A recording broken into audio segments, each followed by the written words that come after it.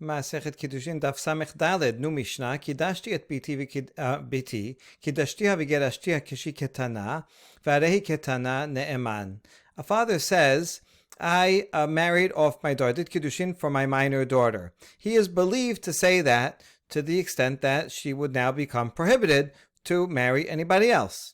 Second case, if the father comes and says, I married off my daughter, and then I had her divorce, I accepted divorce on her behalf, and while she was a minor, and when he says the statement, she is a minor, he is also believed. The consequences of that would be that she is a divorcee, and would be prohibited to marry a Kohen, but permitted to marry anybody else. Next case, Kiddashtiha v'gerashtiha kishiketana v'arehi gedola eno ne'eman. If he said, similar to one before, I gave her away in marriage, and then I accepted divorce for her when she was a minor, but he says the statement when she is an adult, then he is not believed. He doesn't have power to, by his statement, to make her prohibited to a Kohen. Nishbet uftitiha ben shehi ketana ben she gedola eno ne'eman. If he says, my daughter was taken captive and then I redeemed her, then it doesn't matter whether she is a minor or an adult. He is not believed to make her prohibited from marrying a Kohen. A Kohen is not allowed to marry someone who was taken captive because maybe she was abused there, and even though it was against her will, still that she becomes prohibited to a Kohen.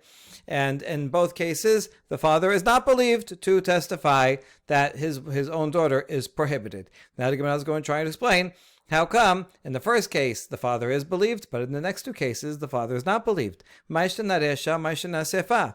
Resha bide, sefa la bide. What's the difference between the first case and the next two cases? And the answer is, in the first case, it's in the father's hands to do so. He has control. He can do Kiddushin on her behalf. Since he can do it, he's believed when he said he did it. And he's testifying and saying this while she's a minor.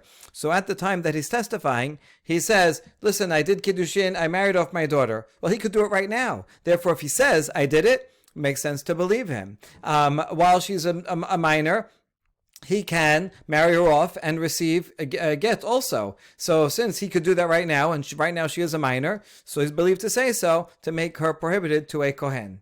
However, in the next two cases, when she is an adult, a father does not have the right to control, marry off, or divorce his daughter. While she is an adult, she has to do that for herself. And therefore he comes along and says, oh, she's prohibited to a Kohen. Well, why should we believe you? I mean, if there's two witnesses, otherwise not.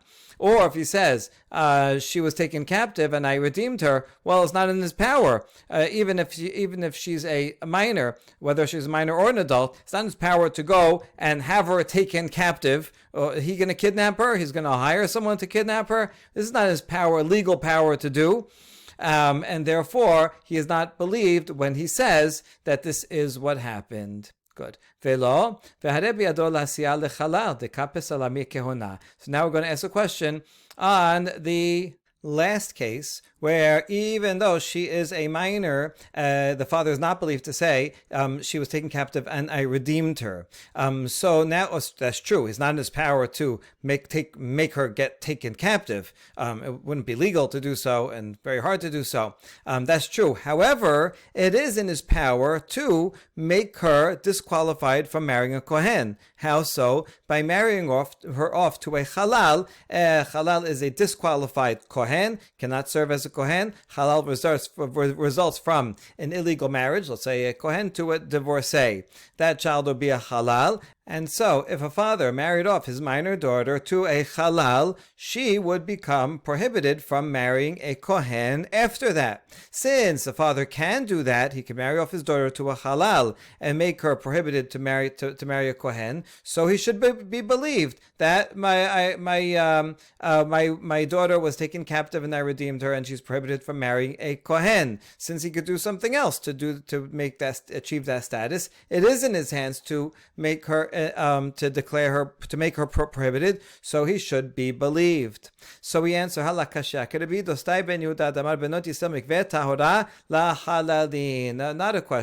It must be the Tana of our Mishnah.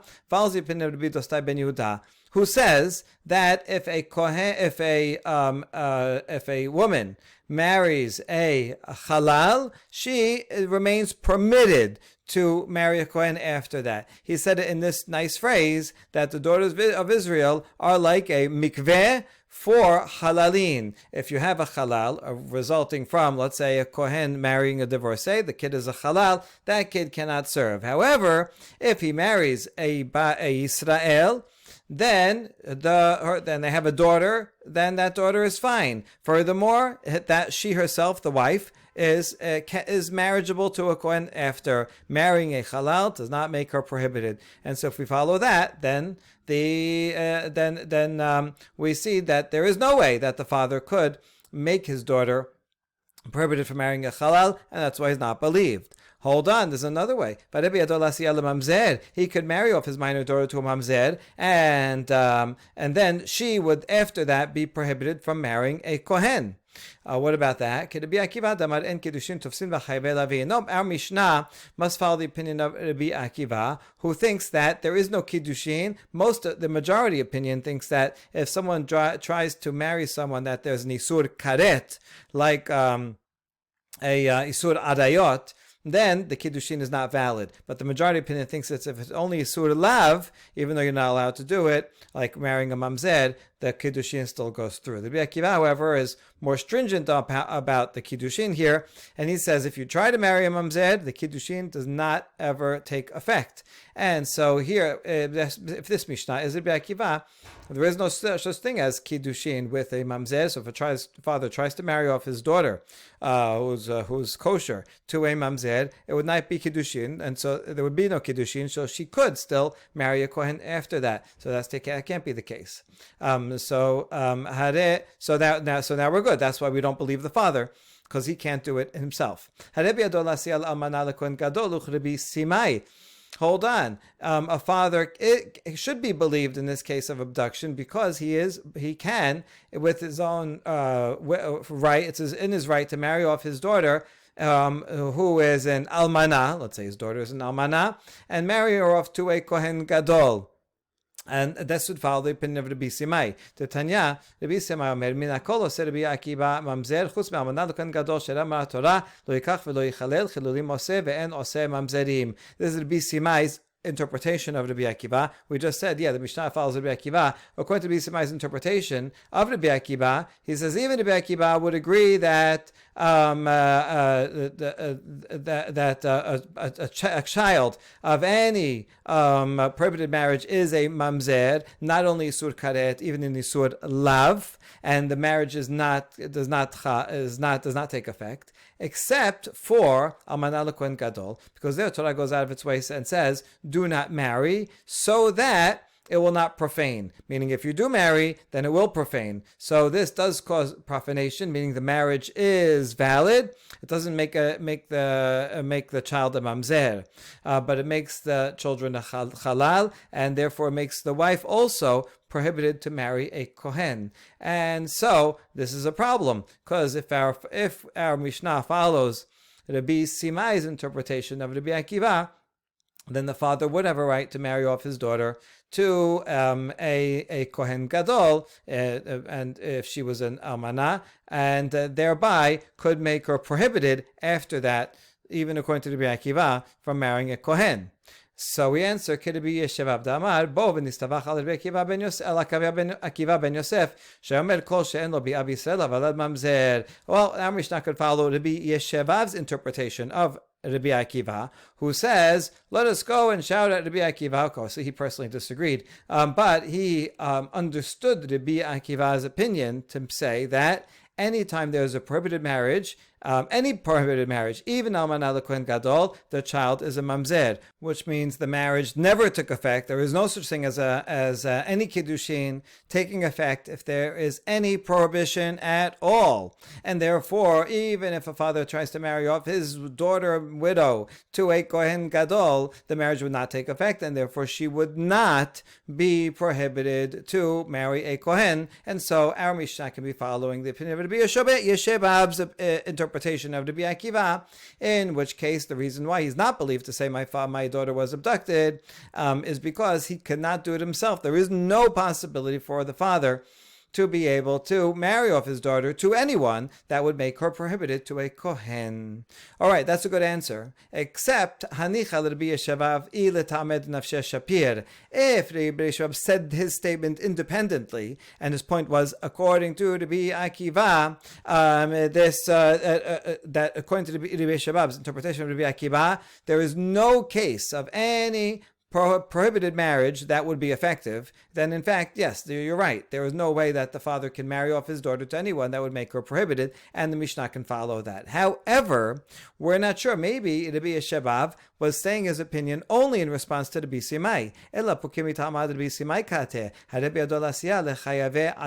If he's responding only to the Bisimai, then his point was to say all marriages, prohibited marriages, cause a mamzer. He didn't really mean literally all. He meant all that would be chayav karet or chayav lavin, including almana lekohen gadol. There's no exception, right? Even chayav lavin. But that Rabbi Yeshavav may very well agree that according to Rabbi Akiva, if someone marries off his daughter to a someone who's prohibited to by a misvat aseh, or example of that would be you're not allowed to marry an Egyptian convert for the first 2 generations, but as after the third you're allowed to. This is not a karet. It's not even a lav. It just says you're allowed to marry them after 3 generations. So we learn from that. Okay, you can't. It's a violation of misvat aseh to do so beforehand.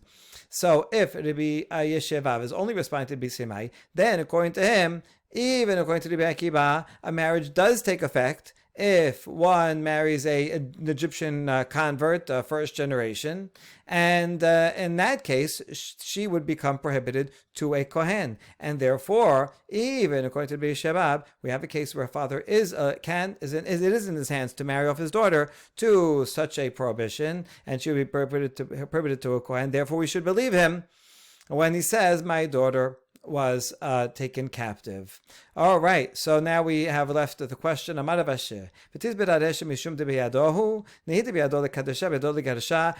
now rejects the entire line of thinking that we had so far, and says even in the Resha that we said, okay, that would make sense, right? Wait a second, the Resha is in his hands to do? Well, maybe it's in the father's hands to marry off his daughter, but is in his hands and prerogative to divorce her. He can receive a divorce, but he can't give a divorce. He can't force the guy to give a divorce to his daughter, so that's not in his hands to do. So it would not be in his hands, even in the Resha, to make her prohibited to a kohen. ועוד, אילו אמר היי, דלה ניחא בגבה, ממעשה מקדש ניהלה בעד כורחה, and even regarding Kiddushin, if some groom, right, a prospective husband out there, says, no, I don't want to marry. The father goes to some guy, hey, marry my daughter. He says, no, I don't want to. The father can't force anyone to marry his daughter, so it's not even in his power to marry off his daughter. He has a right to, if there is a suitor who wants her, but he can't force anyone to, and therefore even the Resha is actually not in his power to do. Ela marav asher Resha rachamana hemne kerav huna damarav huna marav minay lav sheneman leesoret bito min haTorah shnemar et biti natati leish hazeh laish asara hazeh hitira. Rather, Rav Asher says completely different line of reasoning. In that Resha, the Torah believes the father to say, I married off my daughter, because look at what Rav said. How do you know that a father is believed to make his daughter prohibited from the Torah? Because it says, the pasuk regarding Mosi Shemra, he says, "Et biti, my daughter, I gave to this man." Now, laish, I'll say he would stop there. "Et biti natati laish," I gave my daughter away in marriage to a man. At that point, she is prohibited to everybody, because he says, I married off my daughter, so now she is in a married state, and therefore prohibited to anyone. Now, when he adds hazet to this person, hitira, well, that means she's permitted to this guy, because now we know who it is, who she is married to, but she remains prohibited to everybody else in the world. So you see that the Torah, from this pasuk we learn, and from this derasha of Rav, we learn that a father has a right to come and testify and say, I married off my daughter, and we believe him, and that makes her prohibited to everybody except for that husband. So, we see that when it comes to marriage, the Torah explicitly says the father has a right to say, I married her off, and we believe him. But regarding captivity, there's no such pasuk. The Torah doesn't say anything about that, and therefore we do not believe the father when he says, my daughter was taken captive and she was redeemed. If he says that, we don't care, and she is still permitted to marry a kohen. The next Mishnah continues on the theme of when we believe or don't believe someone who makes a claim. Mishamar bishat mitato yeshli banim ne'eman, yeshli achim eno ne'eman. Someone says on his deathbed to his wife, or to whoever, he's married guy, he says on his deathbed, listen, I have sons. He is believed. Beforehand, we thought he has no sons. If he dies without sons, and he has a brother, then she will have to do yibum or chalitza. And so she thought that everybody thought that then she would have to do yibum chalitza. He says, actually, I have a long lost son. Surprise! So this wife might be kind of dismayed. What, you have sons that you never told me about? But she at least may be happy that she doesn't have to do yibum or chalitza. If he says that, even though we didn't know this before, we assumed that he had no children before, and now all of a sudden says, yes, I have a child, he is believed. If he says, oh, surprise, I have a brother, long lost brother I never told you about. Now, she thought there were no brothers. Everybody thought, the court thought, people thought there were no brothers. And therefore, even if he dies without children, in the second case, there will be no yibum chalitza because there's no brothers, there is no yavam. But then he says, oh, by the way, I never told you, I do have a brother, so you have to do yibum chalitza. So in this case, it's going to require her to do yibum chalitza. He is not believed. We do not believe the husband to say that, not even on his deathbed. Okay, that's the Mishnah. Let's analyze. Alma ne'eman lehatir ve'en ne'eman le'esor. We see from the Resha that the husband is believed to permit her to go and get married to whoever she wants. That once he says, "Oh, I have a son, I have a child," so that's it. Now she doesn't have to do yibum chalitza. That's believed. But we don't believe a person to create a prohibition upon his wife to make her prohibited to anyone unless she does yibum chalitza and say, "Oh, I have a brother." We say, "Sorry, we don't believe you. Maybe you're just saying this to annoy your wife before you die." Okay, so that seems to be the principle. Now, ne'ema matnitin de la kerebi natan. If that's the explanation of the Mishnah, it seems that the Mishnah would not be the opinion of Rabbi Natan, and we'd rather not have a Mishnah be only according to one Tana, not another Tana. And here is a braita with a similar case. Tanya. Bishat Kiddushin amar lo yesh lo banim. Bishat mita amar en lo banim. Bishat Kiddushin amar lo en lo achim. Bishat mita amar yesh lo achim. Ne'eman natir ve'en ne'eman le'esor divrei Rabbi. Rabbi Natan omer af ne'eman le'esor. So he says machloket about this case. And here, at the time they get married, the groom tells his bride, "Listen, I have children." This would be good news because now she knows. Oh, even if he dies, I won't have to do yibum chalitza. So she says that. But then at the time of his death, he said, "Listen, I was lying all along. I actually have no children. Right? I don't want you to get messed up. I have no children. I'm sorry, you have to do yibum chalitza." Okay, in that case, or the second case, at the time of Kiddushin, he says, I have no brothers, which is good news. That means even if he dies without children, she won't have to do yibum chalitza because there are no brothers. But then at his deathbed, he says, "Oh, actually, I lied to you the whole time. I just wanted to make sure you would marry me. And in fact, I do have brothers." So, according to Rabbi Yehuda Nasi, we believe him to make her permitted, but not to make her prohibited. Now, in both of these cases, the presumption from what he said at the time of Kiddushin, what allowed her to marry anyone. And then he changes his tune at the time of death to say, "I have no son," to say, "I have no sons, and therefore you have to do yibum chalitza," or "I have brothers, therefore you have to do yibum chalitza." Of course, so according to the B, we do not believe the husband in either case at his deathbed because he is trying to make her prohibited. Rabbi Natan, however, disagrees and says, "Yeah, we believe him in both cases. We believe him to change this tune and say, 'Sorry, now you are prohibited to anyone, and unless you do yibum or chalitza.'" Now, our Mishnah we just saw that the principle in the Mishnah seems to be that a person is believed to make his wife permitted, but not to make her prohibited. Not to make her prohibited, that would be the opinion of Rabbi Natan en neman le'esod, en neman le'esod. So it seems that this Mishnah would be the opinion of Rabbi, but against the opinion of Rabbi Natan. Can we figure out a way to explain Rabbi Natan and the Mishnah such that they can be reconciled?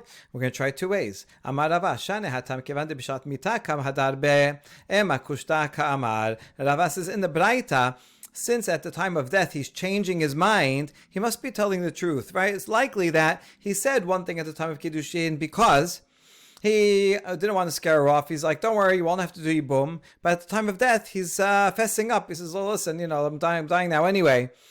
So you may as well know that I don't want you to sin and go marry someone when you actually have to do Yibum or Chalitza. So we should believe him. That's Rava's interpretation.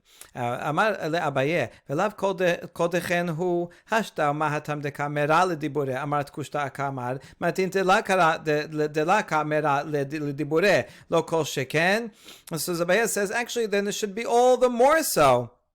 The Mishnah should be the case. If in the case where he contradicts his previous statement, right? Because before in the Braita, first he said, I have children. Then he changed his mind. He says, I have no children. And there you say, he is believed, right? Rabbi Natan says, he is believed to say, le'esor. So in the Mishnah, where he's not contradicting his statement, all the more so, we should believe him. And therefore, it doesn't make sense in the Mishnah to say, en ne'eman le'esor. If it's Rabbi Natan, if Rabbi Natan says he's believed to make a prohibition, in this case, where he's contradicting himself, he's overriding a previous statement that he said, so then also all the more so, and we still believe him to make it prohibited, then all the more so in the Mishnah where there is no previous statement that he said, and he says, listen, he says, I have brothers, all the more so.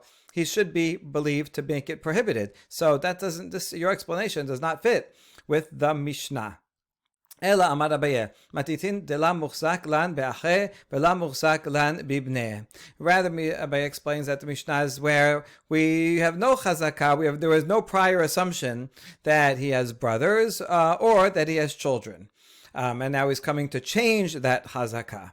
Damdinan, kivan de la muhzak lan bibneh ve'la be'ache, amar yesh li banim ne'eman, yesh li achim eno ne'eman, lav kol kimine da'asad la akule alma. So therefore, in the Mishnah, since there is no prior chazakah at all, since he has no prior chazakah, not having children and not having brothers, when he says, I have brothers, so we'll believe him because that makes her permitted to marry. When he says, I have children, then we believe him because that makes her permitted. So fine, we'll believe you to alleviate something. That's fine. But when he says, I have brothers, before there was no presumption that he had brothers, but then he says, I have brothers, he's not believed. We should not give him any power. We would not believe him to make her prohibited on everybody. You can't just go and make a claim unproven to create a prohibition. So we leave her as is.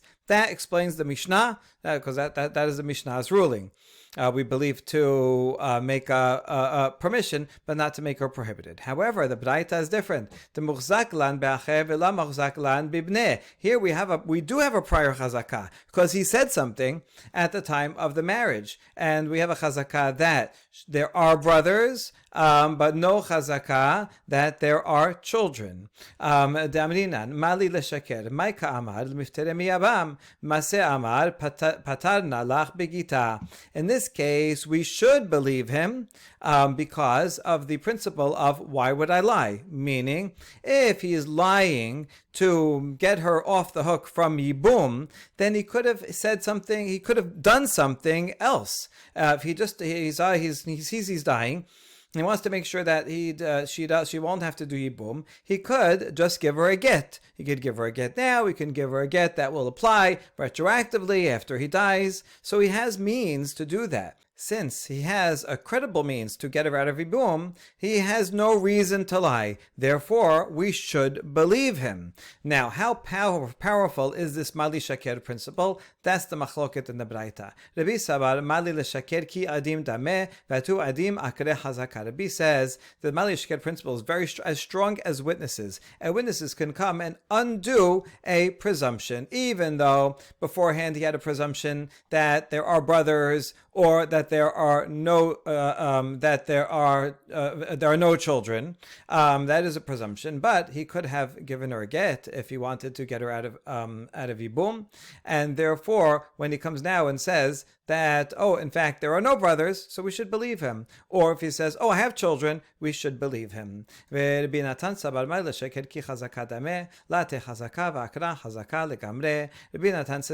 Shaker is not as powerful as witnesses. I mean, it's a presumption, it's a reason to argue that the person is not lying, but it's only as strong as a chazakah. Since there was a prior chazakah in the opposite direction, we do not rely on the Mali Shaker to undo a prior chazakah, because a second chazakah does not have the power to remove a prior chazakah, and that's why in this case this Braita is different from the Mishnah. In the Mishnah, we do not have a prior chazakah. So when he comes and says, oh, I have children, so we should believe him, right? Malo l'shakeri could give a get. So without a prior chazakah, we will accept a Mali l'shaker argument. But in the Braita, where there is a prior chazakah, because he said something before, in that case, according to Binatan, the Mali l'shaker is not strong enough to overturn the prior chazakah. And now for the last Mishnah of the Daf, a Mishnah that we've seen already, Hamikadeshet bito stam.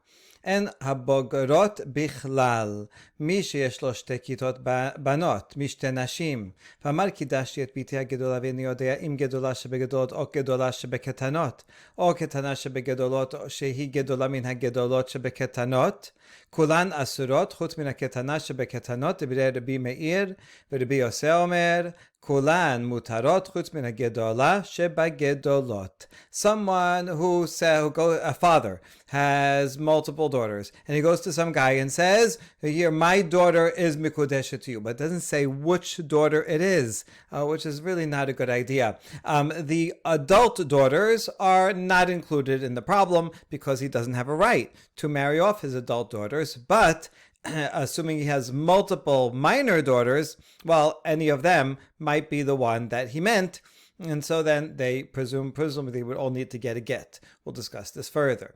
Now, next case. Let's say he has two sets of daughters from two wives. From the first wife, he has daughters, we'll call them A and B. From the second wife, he has daughters C and D. A is older than B is older than C is older than D. And he goes to some groom and he says, I married off my older daughter, Habiti Hagedola. Now, and he says, I don't know which one it is. I know I said I married off my older daughter, but I don't know which one was meant by that. There are many options.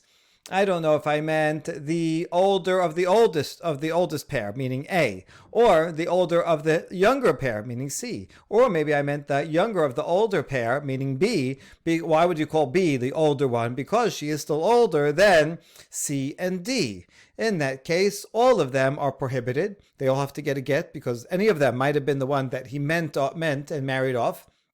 Except for D, surely you couldn't call D the older one. She's not older in relation to anyone.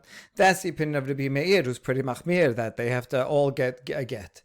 Three of them have to receive a get. Rabbi Yosef, however, says all of them are permitted except for A, when he says the older, so he's not going to put himself into a difficult situation when he said the older, so he must have meant only A, the older of the older set. Now the other way around. Kidashit biti haketana ve'eni yodea im ketana shebeketanon o ketana shebegedolot o gedola shebeketanon o shehi ketana min haketanot shebegedolot kulan asurot chutz min hagedola shebegedolot divrei Rabbi Meir. Rabbi Yosef kulan mutarot chutz min haketana shebeketanot.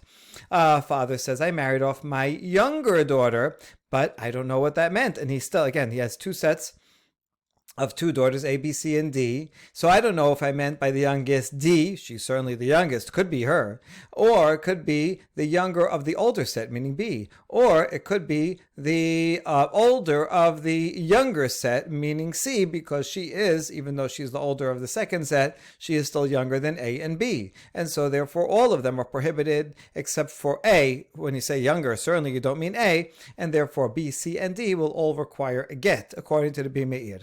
Rabbi Yosef, however, says, no, they're all permitted except for the younger one, the youngest, meaning the younger. We assume that he meant her, and therefore she can be happily married to this guy. We assume that it is D. That is the Mishnah. Now we ask, ha ketanot bichlal. According to the first statement here, if he says my daughters, if he says one of my daughters married to, but doesn't say which one, so the adults daughters are out because he doesn't have a right to. But let's say there's multiple younger daughters, then they both are included, and so they both have the uncertainty. Can we conclude from here? Shemat mina kiddushin shen mesuin l'biyahavu kiddushin. Can we conclude from here that kiddushin that cannot be consummated is a kiddushin? We had a machloket about it. Some said yes. Rava said no. If you do kiddushin in such a way that there's no way to finish it and to have bi'ah, and this case would be such a case, because since there are two younger daughters or more, and we don't know which one it is, none of them can finish it off. Let's say there's A and B are older daughters, and C and D are younger daughters. It could be from the same marriage in this case. So we don't know if it's C or D. If it was C, then D is prohibited to have bi'ah with him, and the other way. And if it was D, then C is prohibited to have bi'ah with him. So therefore, according to the kiddushin wouldn't even be valid in the first place. So why would anyone need to get at all? So there can't be that. Rather, in order not to assume that this would be the assumption of the Mishnah, we say sham ela gedola uktana. The Mishnah must be talking about a case where there's only two daughters, an older one who is a bogeret, and a ketana who is a minor. And because otherwise, if there's multiple kids, then we would have to conclude that kiddushin that cannot be consummated is a good kiddushin, and Avad doesn't say so. So how could Avad interpret this Mishnah? He could say that there is only two. And so the Mishnah, when the Mishnah says, I married off my daughter, but I don't know which one, so don't worry, it's not the older one, it is the younger one, but it can only be a marriage if there's only one younger one. Hold on, but the Mishnah said it in plural, bogurot, right? Plural adult daughters, which implies that there are plural younger daughters. This is not necessarily my bogurot de alma. Maybe bogurot meaning in many cases, right? In any case where there is a single adult and single minor daughter, so the those adult daughters in all those cases would be out of the picture, and that leaves just one minor daughter in each case, who would be the one that is we assume that he married off. Now, Pishita, Bogrot, my abiditahu. Now, isn't this whole law obvious that a father does not have a right to marry off his older daughter? So obviously, that's not the person he meant. Oh, maybe the Mishnah is talking about a case where the adult daughter appointed her father to be an agent to marry her off. So now the father does have a right to marry off either his adult daughter as a messenger or his minor daughter as a father. I might have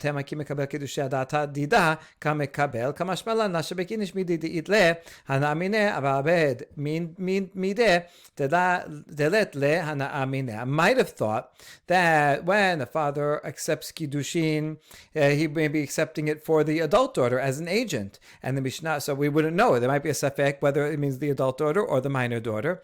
So Mishnah comes to teach that a person would not leave off something from which he has benefit and go do something from which he doesn't have benefit.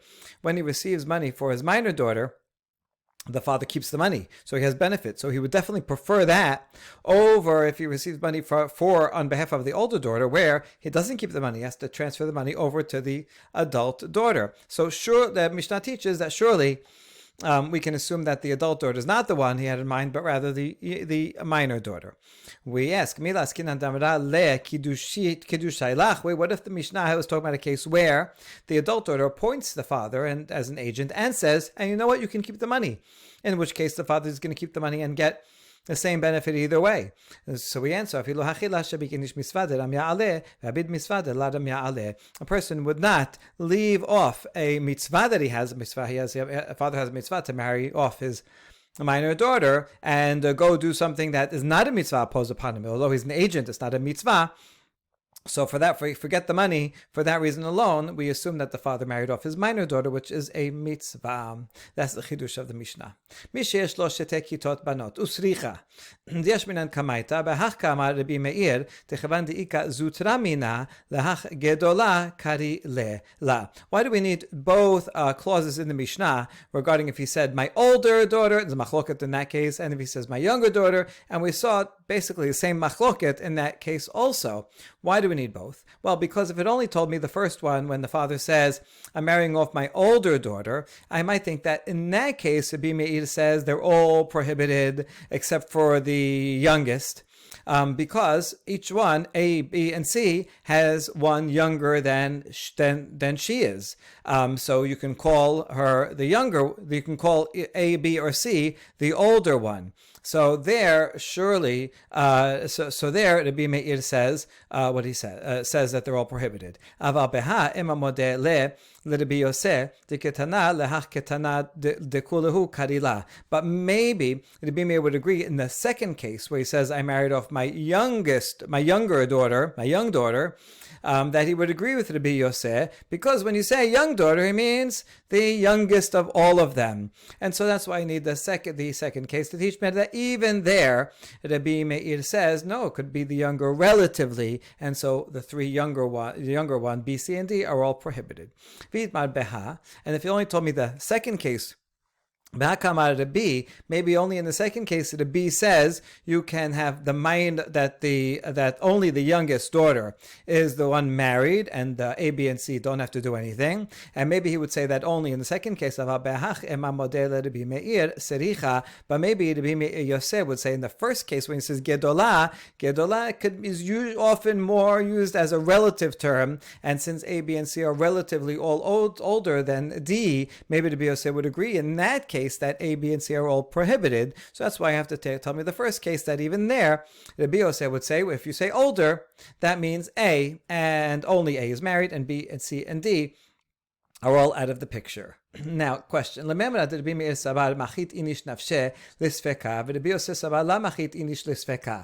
essence of their machloket? It seems that Rabbi Meir says that a person would put himself into a situation of uncertainty. Sometimes people are not so careful with their language, and they say something that's an ambiguous term. Like he says, I married off my older daughter, and when he said that, he wasn't careful, and who knows what he meant. He might have meant A or B or C. Sometimes people put themselves into cases of uncertainty, and therefore it could be any of them. That's why he says that all those three are prohibited. Where the Bios says people are more careful with their language. Person would not put himself in the case of uncertainty, and if he said an ambiguous term, he must have meant the clearest interpretation of that term, and so the clearest interpretation of older is the oldest, and clearest interpretation of younger is the youngest. All right, so that would seem to be the principle behind their controversy. However, Ditnan הנודר על הפסח אסור עד שיגיע, עד שיהיה פסח אסור עד שיעשה, עד פני פסח, רבי מאיר אומר אסור עד שיגיע, רבי יוסי אומר עד שיעשה. We have a Mishnah Nedarim. If someone makes a vow that he's going to be, wine is prohibited to me until Pesach, well that means until Pesach arrives. Ad Pesach means until the beginning of Pesach. That's clear. Everyone agrees. If he says until it will be Pesach, then that means until the end of Pesach, or until Pesach will have been done with. So that surely means the end. But what if someone says an ambiguous term, to mean al pene Pesach, until Pesach arrives. So the Bimir says he is prohibited until Pesach arrives. Well, al pene Pesach means until before Pesach. So the Bimir says until Pesach, until that means before Pesach. He's going to assume the simplest reading. See, al pene Pesach, until before Pesach is ambiguous. Does that mean until before the beginning of Pesach, or does it mean until before the end of Pesach? Right, and still there's few days left in between. Pesach is 7 days, so Pesach might mean until just before the end. Since this is an ambiguous term, here Rabbi Yosef says we assume the simplest explanation, so therefore it's only prohibited until before Pesach begins. Rabbi Yosef says he's prohibited from wine until until Pesach ends. So you see, this is a contradiction, because here Rabbi Meir takes the simplest, unambiguous explanation, because a person wouldn't put himself into doubt, where Rabbi Yosef assumes that a person would put himself into doubt, and therefore we have to assume the most stringent possibility. So that's the challenge. Answer: Amar Rabbi Chanina bar Avdimi Amar Rab Muchlefet Hashita. You know what? We got the Mishnah wrong. We have to switch around the opinions in the Mishnah. And in fact, this must be true, because we have a Braita that backs it up. Hatanya Zeh Kelal Kol Shezemeno Kavua Ve'amar Ad Peneh Rabbi Meir Omer Ad Sheyaseh Rabbi Yosef Omer Ad Sheyagia. The Mishnah says anything that has a fixed time, meaning something that applies for a set date, not when you just say 30 days, but when you give a fixed date like Pesach, and the person says ad peneh, until before, Rabbi Meir says that means until it ends, until before the end, and Rabbi Yosef says until it arrives, until the beginning. So you see, in this Baraita, the opinions are switched around, the opposite of this Mishnah, which now supports that Rabbi Meir is the one that says a person will use ambiguous language, so you have to wait all the way to the end and be machmir. Rabbi Yosef says a person we assume, he does not use ambiguous language, and therefore he must have meant before the beginning. Amar Abaye, machloket b'shtei kitei banot, aval bekat achat, divra kol gedola mamash ketana mamash. Emsait bishma Karila. Abaye says this machloket between Rabbi Meir and Rabbi Yosef, that's only if there's two sets of daughters, A, B from one wife, and C and D from a different wife. There you don't know. That's where Rabbi Meir says, well, it could be referring to A or B or C and so on.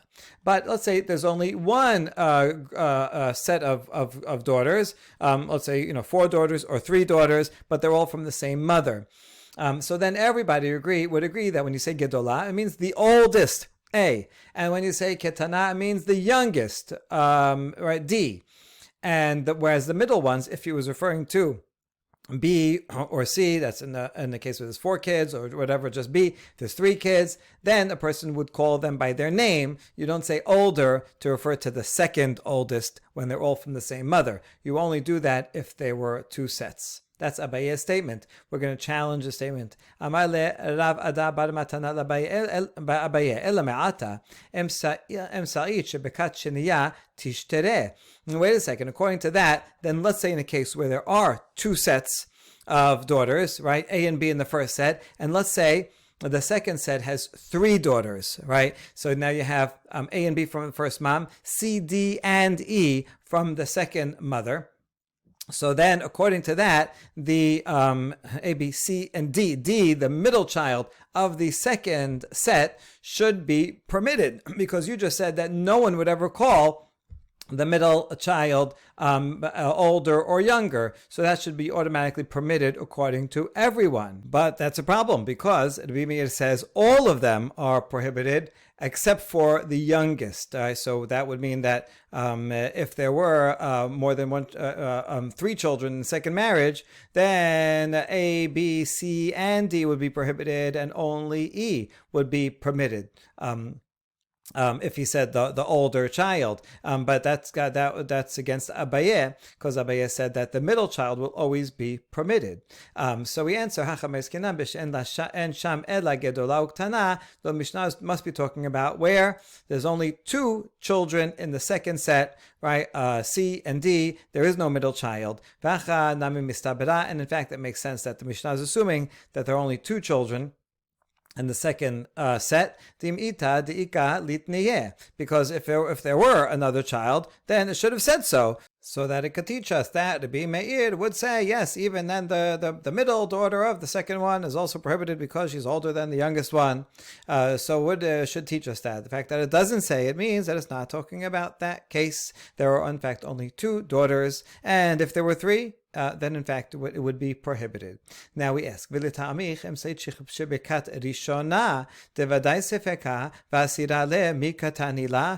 saying it left it out, must have left it out because it doesn't mention it, right? Otherwise it should have had to mention it. But let's apply that to the first grouping, where also in the first grouping it says there's an older and a younger, A and B. It doesn't mention a third one.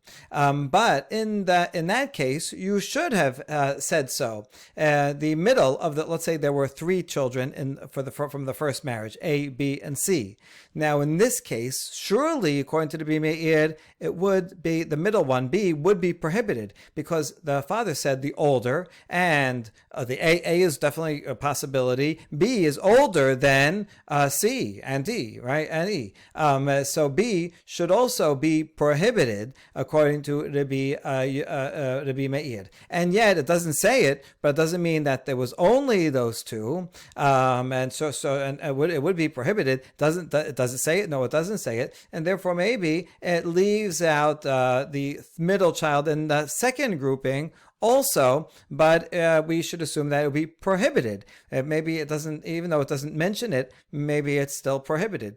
Hachi hashta, we say, wait a second, you can't compare the first grouping with the second grouping. Hatam tana ketana dida li isura, v'wadin lahach de kashisha mine, hacha im ita diika nitneye. With regard to the first group of the children from the first marriage, the Tana only has to mention, let's say there's 3, A, B, and C. So the Tana already said that C is prohibited because C is older than D, E, and F. Let's say the 6 children now, A, B, and C from one marriage, D and F from the second marriage. So Tana already mentioned C is prohibited because she's older than the ones after her.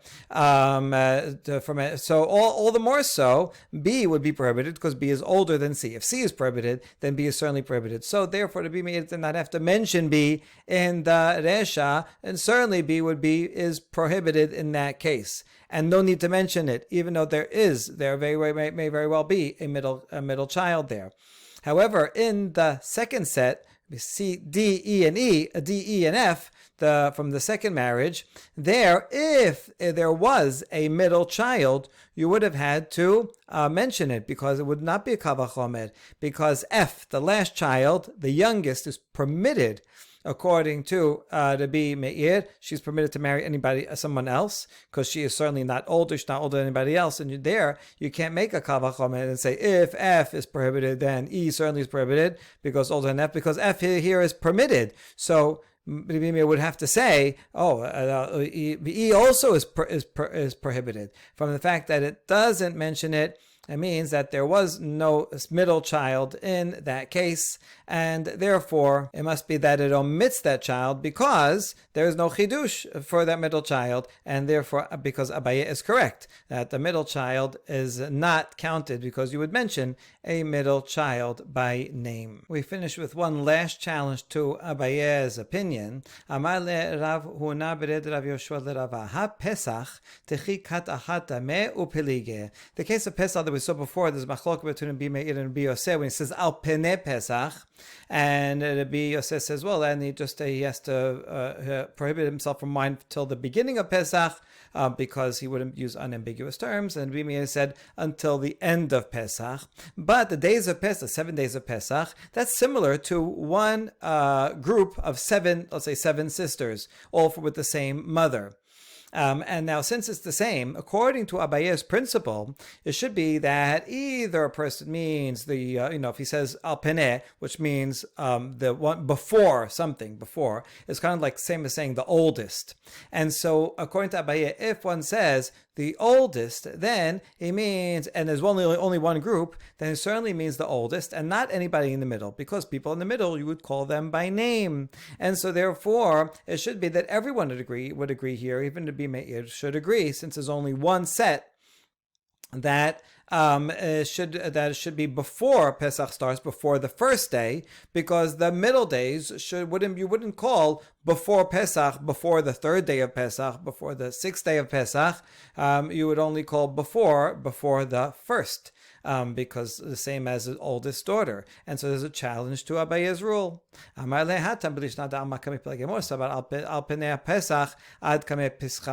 about ad de mipane pischa? And we answer, no, we're just disagreeing with the general use of language. It's not about whether you put yourself into an area of doubt or not. That was the machloket above. This machloket is not about that same principle, but rather it's just a question of when you say Pene Pesach, Rabbi Yosef said that means until just before Pesach, before it begins. Rabbi Meir says that in the general language, go ask them what it means, and they would say it means until mipane, until it's mufne, until it ends, until it's out of the way.